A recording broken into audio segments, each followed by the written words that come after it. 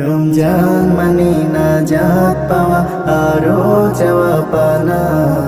রমজান মানে মুছে ফেলা জীবনের সব গুনাহ।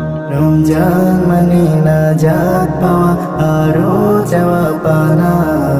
রমজান মানে মুছে ফেলা জীবনের সব গুনাহ। রমজান মানে মুমিনের ঘর, রহম বহমান। জিকির রবে শুদ্ধ দিলে দূরে রবে শয়তান। রমজান মানে মুমিনের ঘর, রহম বহমান। জিকির রবে শুদ্ধ দিলে দূরে রবে শয়তান।